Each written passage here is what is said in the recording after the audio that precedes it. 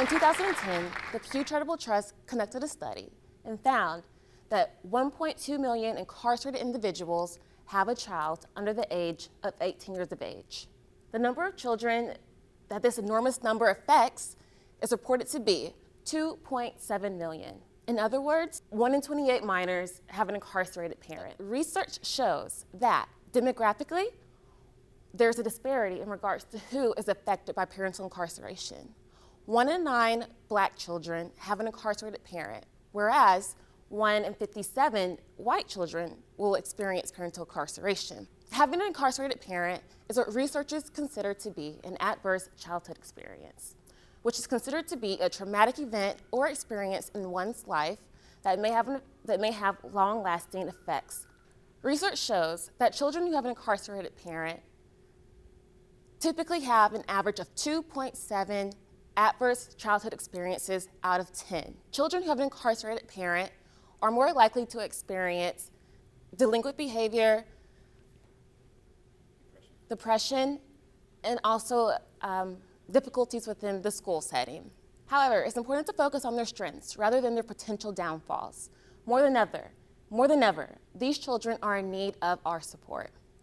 Over the past couple of years, certain states such as California, Washington, and New York have been progressive in recognizing the needs of these youth. Over the past 9 months, I've been working as a policy fellow at the Osborne Association's New York Initiative for Children with Incarcerated Parents, one of the leading organizations shedding light on this forgotten group and advocating for their rights.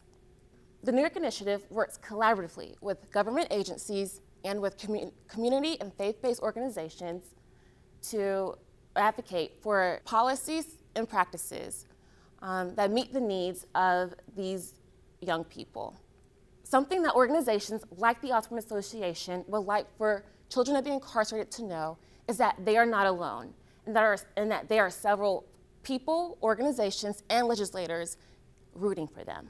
Right now, Senator Rivera is trying to pass Bill S-1096, which will establish a pilot project that will place incarcerated parents closer to home.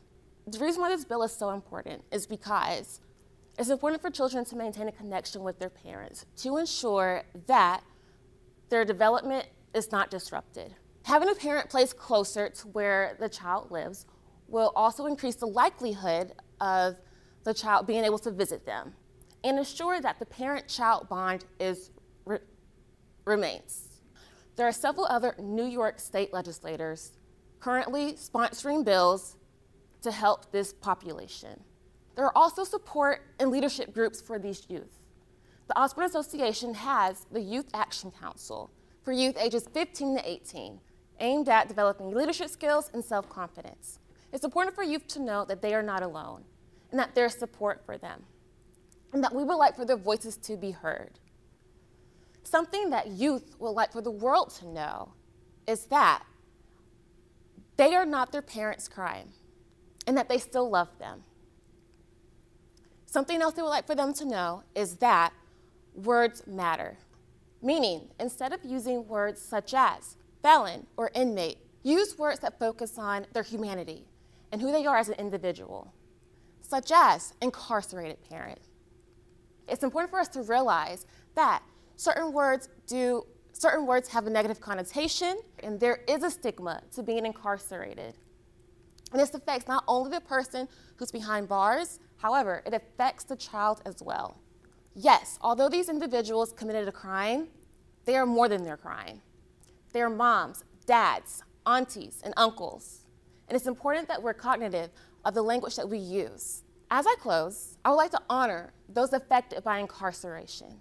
Whenever we have a team meeting at the Osborne Center for Justice, Policy, and Practice, we honor this population by giving them a moment of silence. And so for the next couple of seconds, I would like for you to join with me in doing the same.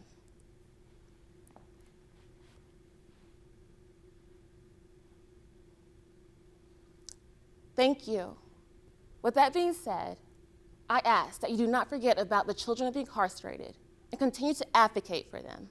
And for those who are directly affected by incarceration, remember that you are resilient and there are people out there who support you. Thank you.